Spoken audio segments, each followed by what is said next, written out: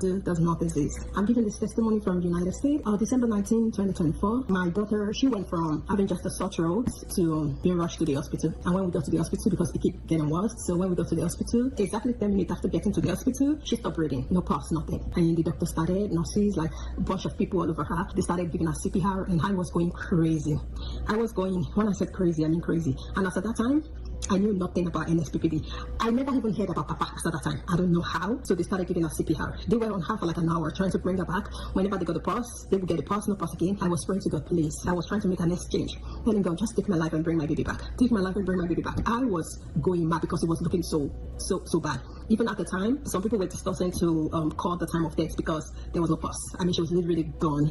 And some were discussing like, no. At the time they called me, and I think that was about like an hour after they were doing CPR on her, they called me, and then they told me, okay, the only thing they can do right now is to take her to surgery room. So they rushed her to the surgery room, and because we got to the hospital around 4 a.m. in the morning, so they took her to surgery at about 5 after 5. They didn't finish the surgery until like 7 p.m. And we waited and waited. When the surgery was done, so different people, they came up to my husband and I, they kept asking, what happened? Your daughter was so sick, what happened? I can't even explain what happened because the only thing she was complaining about was sore throat, and she was given the medicine, and suddenly it just went.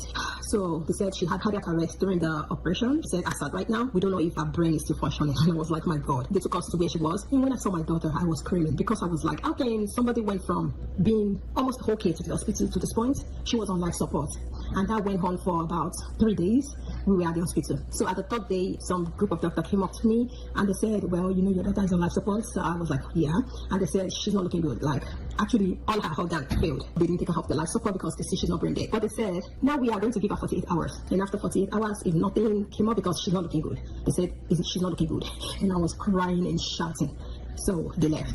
And on that same day, because I was not even myself, so I think about 12 a.m. I checked my phone. I saw that my brother had sent me a message on WhatsApp, and my brother is a Muslim. I came from a Muslim family, and the message says, my friend said I should send you this link that what God cannot do does not exist. So I opened the link, and I saw the prayer ended. That was 26th of December. So, and the prayer ended. So I thought there's going to be another one the next day.